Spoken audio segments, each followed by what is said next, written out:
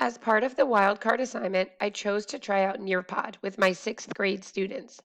Prior to beginning this assignment, I was unaware that Nearpod had a personal response system feature, and I was excited to try out this new tool. I find that PRS applications in the classroom can assist in promoting diversity, equity, and inclusion for all students. PRS programs reinforce inclusion for all learners by creating an inviting and an engaging environment. These types of responsive tools allow students to participate freely in an engaging format. I find that special needs students in particular feel more inclined to participate in interactive group activities. The fun nature of PRS activities can relieve pressure, which encourages struggling students to feel more invested in the lesson. After submitting my proposal for the wildcard assignment to Dr. A, she recommended that I elaborate more on how DEI can be implemented during PRS lessons beyond leveling instruction for my students. This really got me thinking. Am I doing enough to incorporate diversity, equality, and inclusion in my daily math lessons? I did quite a bit of research on how we can incorporate DEI specifically into the math classroom. From my research, I found that we can infuse DEI in a number of ways. In particular, we can provide students with a variety of responses that benefit different learning styles. Different response types can create a more inclusive learning experience. We can create word problems that cover a broad spectrum of topics that are relatable to various student backgrounds. This will allow students from diverse backgrounds to find connections in mathematic applications.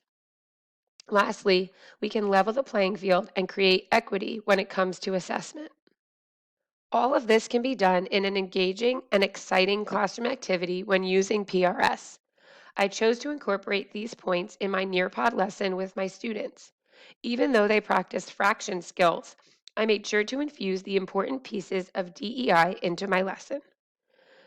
For my math lesson, I chose to have my students complete the time to climb activity on Nearpod.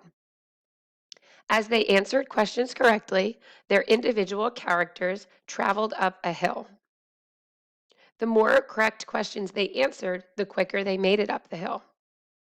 To promote diversity, I chose to include word problems that would be recognizable from a variety of cultural backgrounds.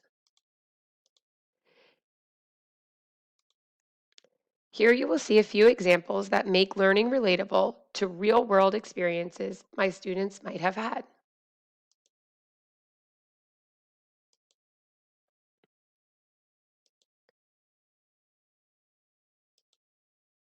One thing I really liked about Nearpod is that it allowed me to keep the identity of the players anonymous. Even though I was able to see students' individual data, the students were not able to view the name of each player during gameplay. It made it more fun for the students as the winner was a mystery until the very end, and this put less pressure on the struggling students in my class. This leveled the playing field and it provided equity amongst all players.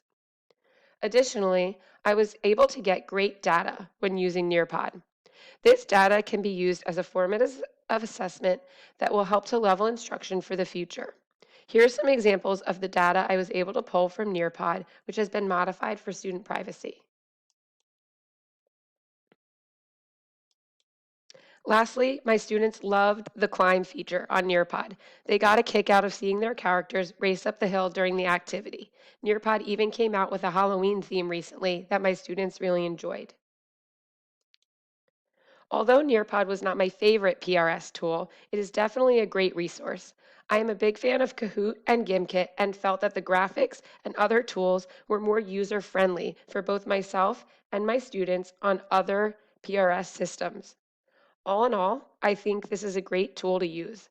My students had fun, stayed engaged throughout the lesson, and students felt included, accepted, and encouraged throughout the activity. Thank you so much for listening to my presentation.